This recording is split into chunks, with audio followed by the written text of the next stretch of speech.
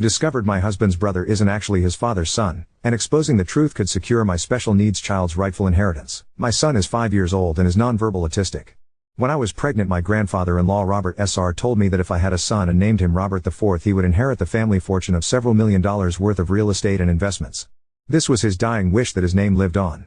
I of course didn't know that my son would be nonverbal autistic, but I agreed to it because I wanted to do what's best for the family. My grandfather-in-law told me that his will was that the property be passed to his son Robert Jr., my Phil, and then to his son and my husband, Robert III, and then left to our son Robert IV, who would most likely pass it on to his son one day. Well, he passed shortly after and left everything to his son with future intentions known and agreed upon. I had my son Robert IV and I thought that would be the end of it. Until a week ago. My Phil has 2 sons. Robert, my husband, the oldest, and Richard, who is in the middle child. Robert, my husband, is hardworking, good with money and reliable. My Bill, on the other hand, is not. He can't hold a job. He has multiple kids from different moms that he barely sees, let alone takes care of. He's also been in and out of rehab or jail, petty theft or drug use, etc. Nothing major, the last decade. He's been given every opportunity to turn his life around and refuses each time.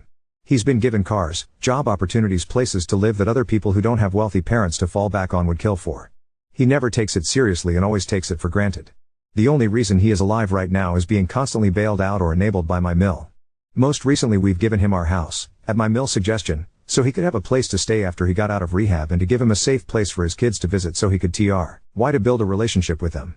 My husband and I needed a bigger place for our growing family anyway, so we agreed to it and bought a second home, and Richard moved into the first. He now pays the mortgage and whatever is needed to maintain the property. It's been a few months and surprisingly he's been making the payments on time despite not having a job. I suspect Mill has been giving him the money. I thought everything was fine until last Sunday when we got together for dinner. My Bill mentioned how he couldn't wait to move to his new place. I asked what he was talking about and he said he was moving into grandfather-in-law's house. Excuse me? I pulled my husband and Phil into the other room and asked what was going on. My husband had no idea, but my Phil told me that he was changing the will to leave the property and investment/money my grandfather left behind for our son to Richard. My husband/son would be getting my Phil property and smaller portfolio. Normally I wouldn't care, but this property was promised to my son. My son is nonverbal autistic, which we didn't know when grandfather-in-law passed away. I'm not sure if he'll ever be able to live on his own or take care of himself after we're gone.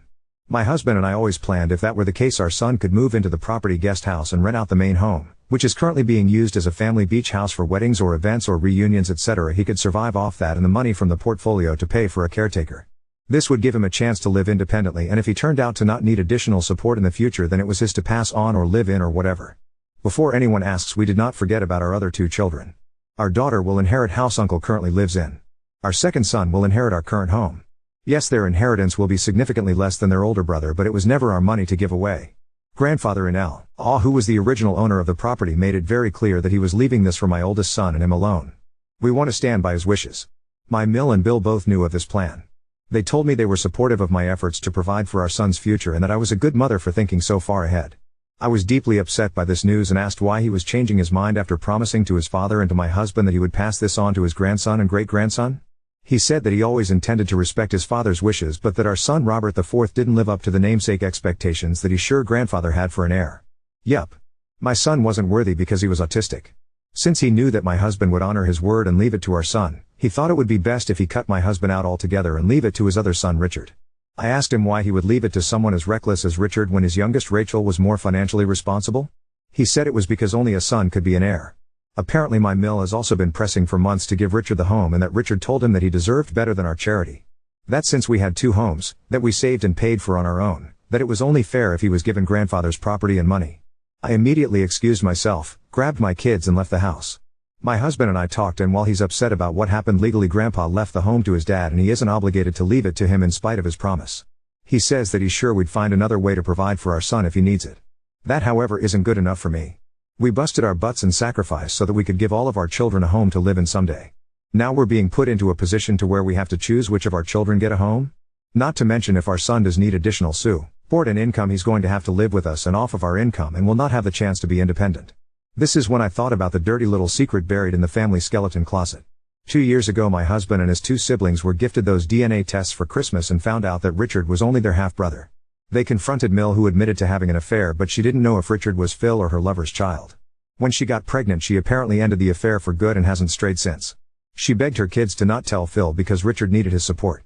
She said he would disown him and divorce her if he ever knew the truth. For the sake of keeping the peace and since this wasn't my side of the family drama, I agreed to never speak about it again. But since we're breaking promises and going behind each other's backs, I just might print out his half-brother status and mail it anonymously to Phil.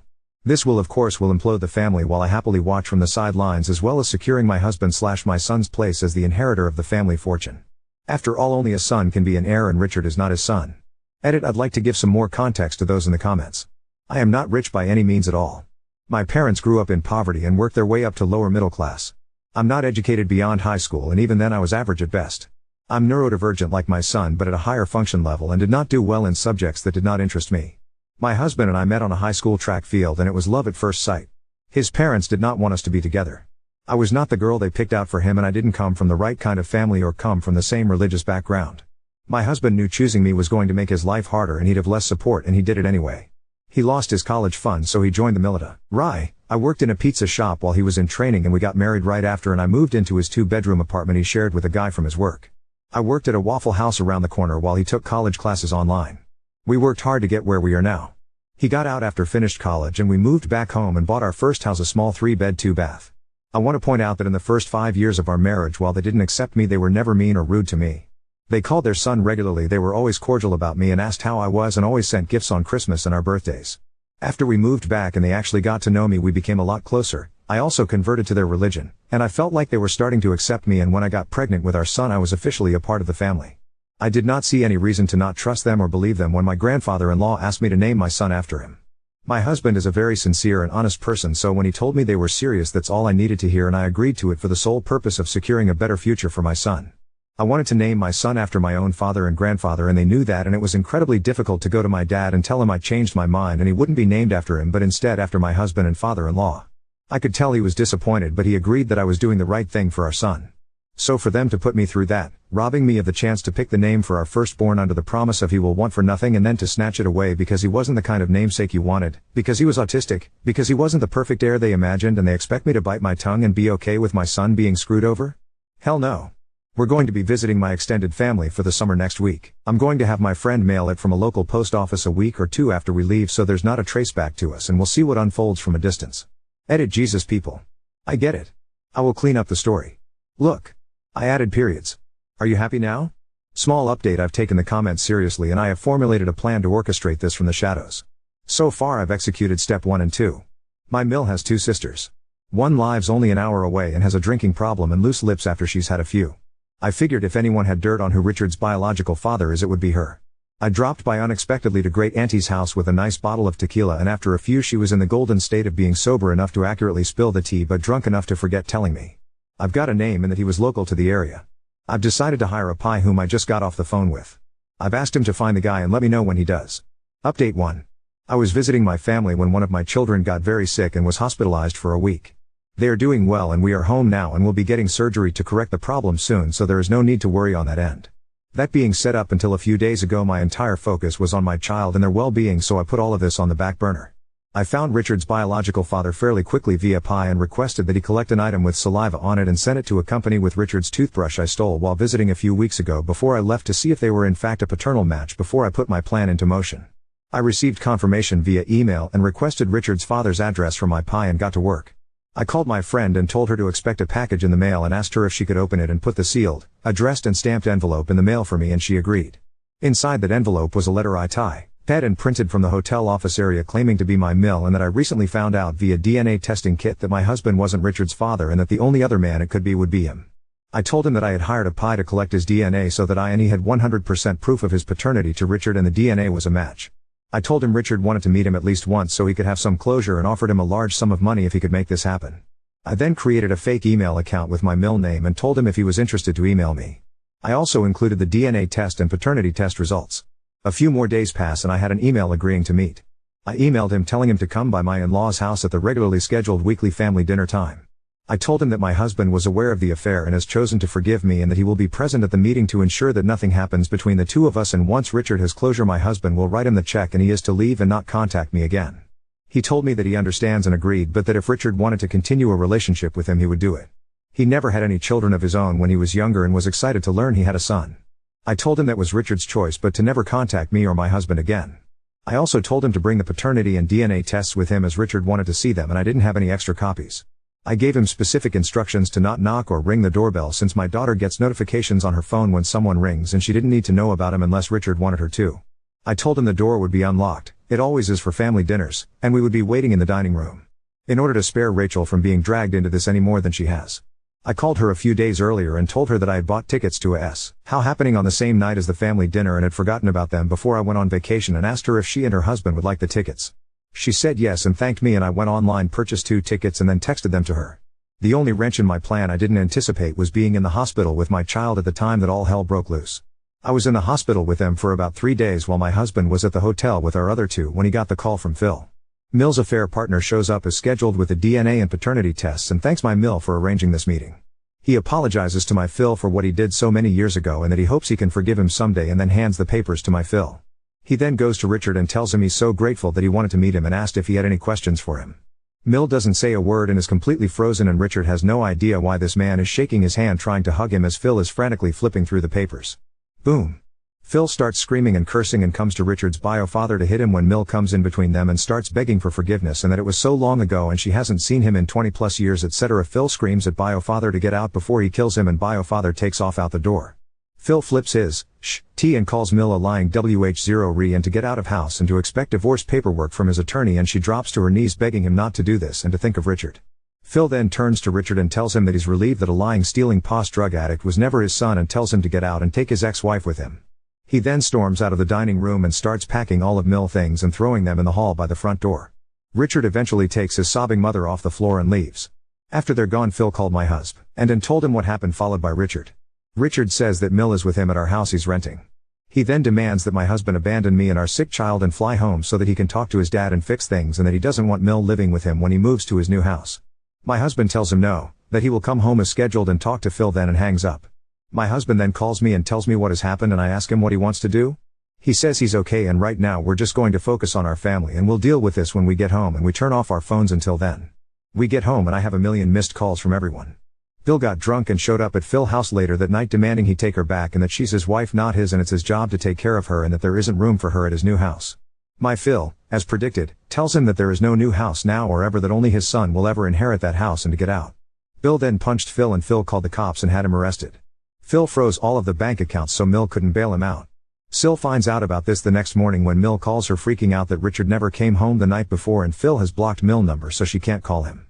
Rachel calls her dad and tells her what happened the night before and that Richard is in jail. Rachel then lets it slip that she already knew.